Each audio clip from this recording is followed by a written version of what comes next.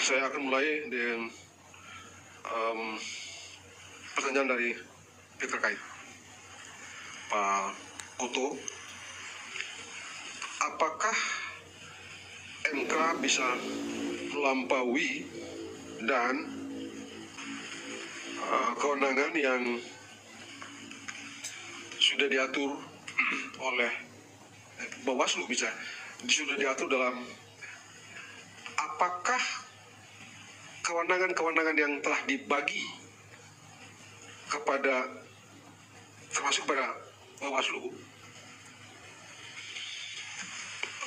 bisa diperluas oleh Mahkamah Konstitusi dalam kasus aku. Saya berpendapat tidak.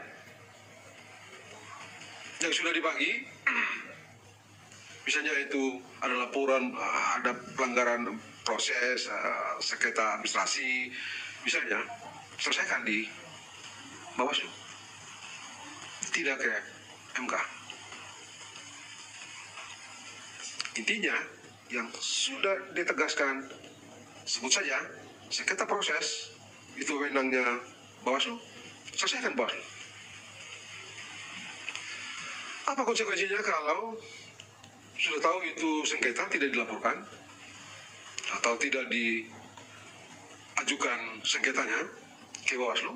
Saya berpendapat orang yang merasa dirugikan itu melepaskan haknya, tunduk dan terikat pada seluruh konsekuensi hukum yang timbul dari akibat melepaskan hak itu. Begitu yang mulia. Satu. Yang kedua, apakah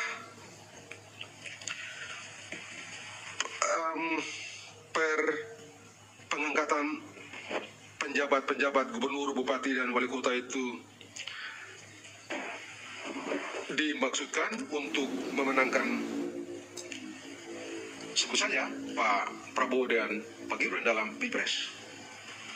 Saya berpendapat tidak.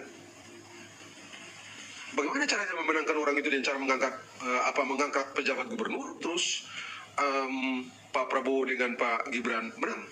Bagaimana caranya? Satu. Yang kedua, ini perintah undang-undang.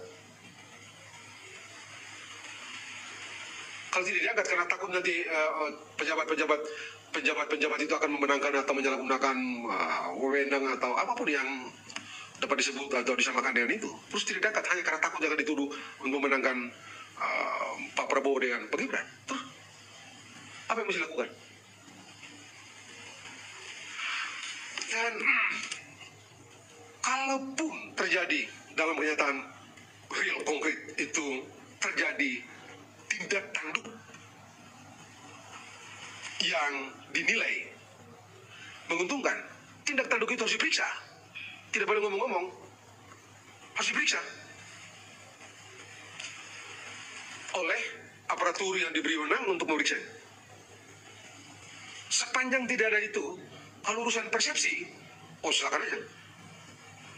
Karena politik kan urusannya persepsi. Dalam hukum urusannya bukti. Supaya orang itu kita dapat secara meyakinkan secara hukum mengkonfirmasi tindakan orang itu sebagai tindakan yang memberikan keuntungan kepada sebut saja 02 pasangan Pak Prabowo dengan Pak Gibran, maka itu orang harus diperiksa. Kalau tidak diperiksa, Anda terima. Kalau cuma ngomong-ngomong, nggak bisa ngomong. Ngomong-ngomong itu tidak punya nilai apa-apa. Jadi sekali lagi, apalagi misalnya ada kenyataan empirik sebagaimana disebutkan oleh Pak Puto tadi, di dua tempat di Aceh sama di Sumatera Barat, kampungnya Profesor Saldini, kalah itu Pak Bro, kalah juga si Gibran tuh, kalah juga Pak Gibran. Apa memang di kampungnya Profesor Saldini sana tidak ada pejabat? Apa tidak ada? Ada juga. Coba, bagaimana menjelaskan itu? Ada satu hal yang bersumber dari hal yang sama, tapi outputnya berbeda. Jadi ini mesti ada urusan ini memberikan keuntungan berpihak kepada pasangan calon nomor 2, tidak bisa diomongkan saja. Kalau itu ditemukan ada tindak tanduk yang dinilai dengan penalaran ideologis menyimpang, periksa itu orang. Undang-undang memberikan kewenangan itu kepada semua orang. Kalau tidak lakukan itu, maka orang itu harus dianggap menerima kenyataan itu, duduk pada seluruh konsekuensi hukum yang timbul dari melepas anak itu. Begitu yang